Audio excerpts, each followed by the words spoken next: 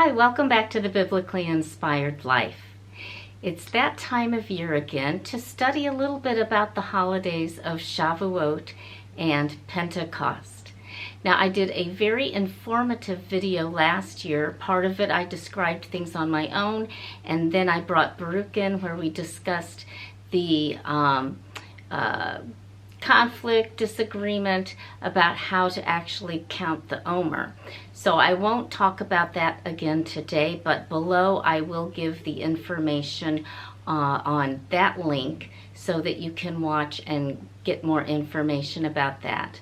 But today I just wanted to take one little aspect of the holiday of Shavuot and kind of expand upon it just for a few minutes and encourage us as we walk with the Lord. Now, the giving of the Torah at Mount Sinai is one of the most fundamental and most famous moments in history. But as with any great event, it's only as momentous as the preparation that leads up to it. Now, there's a discussion in Judaism about the Jewish people not being prepared to receive the Torah, and so as to not let something like that happen again, and I think also just to remind us of some failures, it is traditional to stay up all night and study from the Torah. And so that's one of the traditions of Shavuot and how we get that tradition. And I know this year at our study center, we're going to be meeting and studying the book of Joel. Now, it's traditional, as I said in my video last year, it's traditional to study the book of Ruth. But this year we're going to study the book of Joel. And I just thought maybe it would be interesting for you to know that within the book of Joel, in chapter 2, it talks about, beginning in verse 28, it says, "And it shall come to pass afterward that I will pour out my spirit upon all flesh, and your sons and your daughters shall prophesy, your old men shall dream dreams, your young men shall see visions. And also upon the servants and upon the handmaids, in those days will I pour out my spirit." And we see a fulfillment of that in the book of Acts in chapter 2, where the Holy Spirit comes to the believers. And if you look in Acts chapter 2, which I can turn to right now, if you look in Acts chapter 2, it says that the people were all gathered together. So it says in chapter 2 and verse 1, "And when the day of Pentecost was fully come, they were all with one accord in one place." And I think it's really interesting to think about the fact that the believers at that time, they were all together in one place. There was a unity, and it was like they were preparing or being prepared for action, for what would come next, for how to serve the Lord, how to receive information from Him, teaching from Him. And so, as I spoke before, I mentioned about preparation leading up to great moments or events or acts in our lives. And I want to encourage each one of us that we need to be preparing ourselves for what God has for us next in our lives, whether it's something with education, something on a spiritual level, something on a relational level. We need to be preparing ourselves so that we can be of service to God.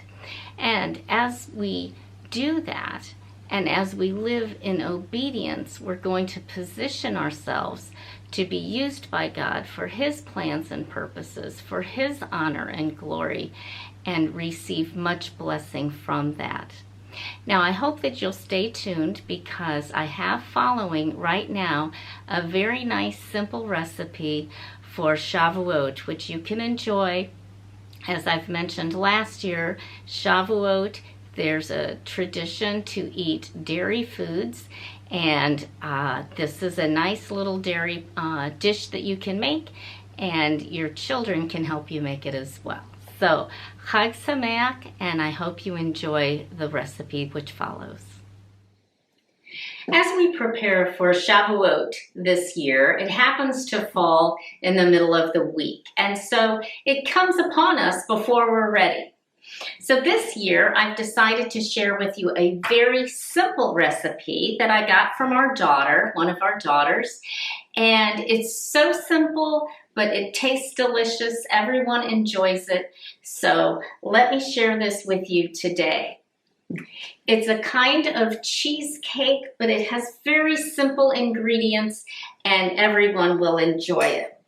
So first I'm going to start with the filling of this cheesecake, and we'll start with a sweet cream. Now, I call it sweet cream. All of the ingredients that I'm using here have Hebrew names to them. In the box below, I will try to put what the equivalent is in other places. But this is called basically it's almost like a sweet cream for whipping. So this is kind of a whipped cream, a whipping cream, not whipped cream that's already in one of those aerosol can type things.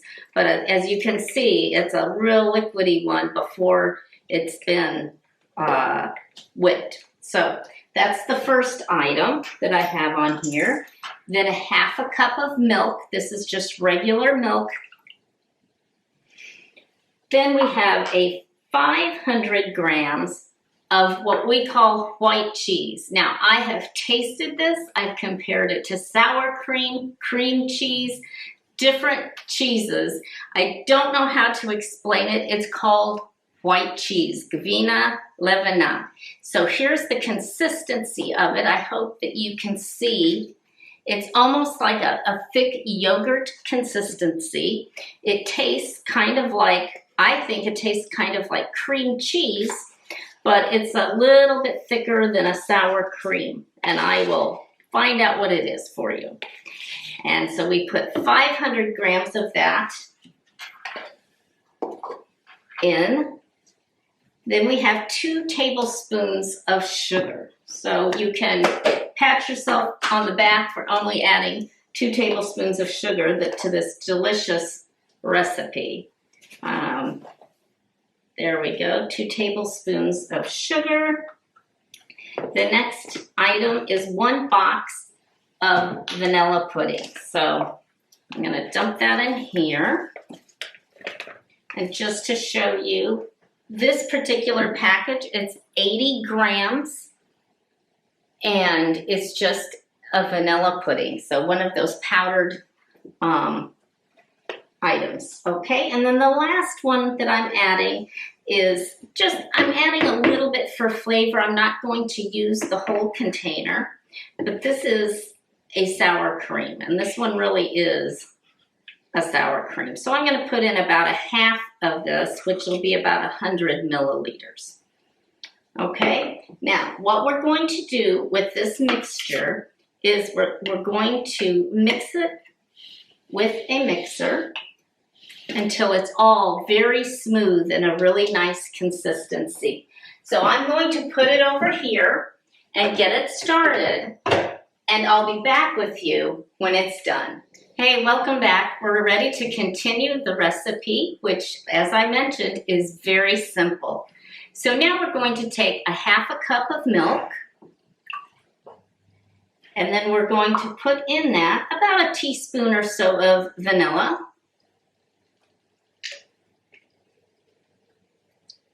And we're going to mix that together.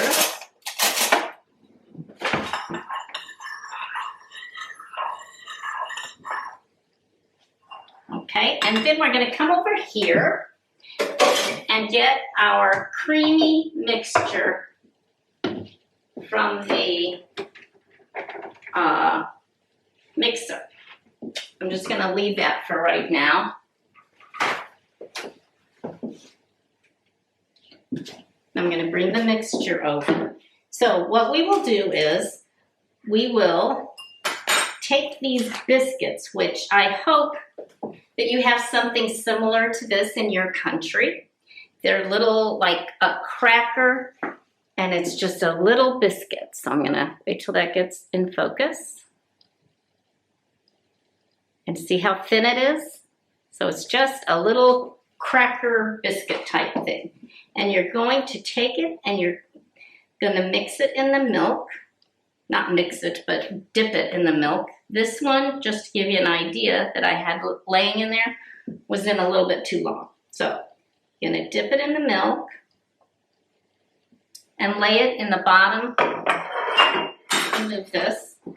Lay it in the bottom of your pan here, your baking dish. So as we do this, we're going to fill this up. Now, I know I tend to do recipes for dessert on Shavuot because it's just easier to think of things. But you can also make some nice pastas and even some, lasagnas, things like that with the dairy. And as I've told you before, we use the dairy because it's a tradition in regard to the Torah was given and the Israelites found out that the meats that they were eating were not slaughtered properly, or they were not, considered kosher necessarily. So in order to get everything ready,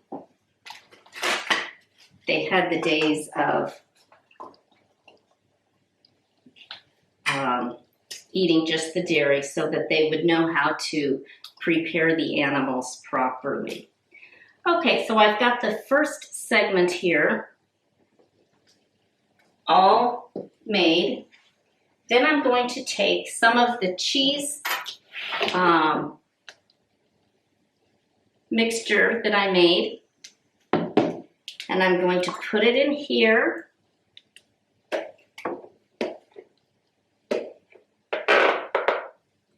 And I'm going to smooth it out. So hopefully you can see how I'm smoothing this out, covering up the biscuits, like so. Okay, so that's our first layer of biscuit and our first layer of cheese. Now we are going to take the next set of biscuits and do the same thing. So we'll take these and we'll mix them in the milk and get them all covered with the milk. And then we can start laying them in for our second layer of the cheesecake. Now, in the end, it depends on which you like the best, but you can make the top layer either the biscuits, or you can make the top layer your cheese. It just depends on which you like better. Everybody has a preference, and you make whichever way you like to do it. But this is going to be the second layer that I'm doing right now. And once this is done, I'll make maybe a third layer, depending on how much I have left. And I'll show you this when I've completed laying out all the layers. So stay tuned to see the finished product. I now have the finished product to show you, and here is your very simple cheesecake. It has layers. I don't know if you can see them or not, but it has layers of the crust and the cream cheese in it. It's very simple, and it's especially nice if you have young children that want to help you out in the kitchen and contribute to the meal. So this is a wonderful dairy dish, dessert to have, and I hope that you enjoy it. Now, once you've completed it, I wanted to remind you that you do need to refrigerate it for a while before you serve it. About 3 hours would be nice to let it settle and let it get a little thicker. So hopefully you will have time to let it get cold enough. Thank you again for joining me for another video. I enjoy sharing a little bit about the Bible and then a little bit about maybe a dish to serve to complement it as you celebrate the various holidays. So I want to wish all of you a happy Shavuot and a happy Pentecost. Thanks for joining me today.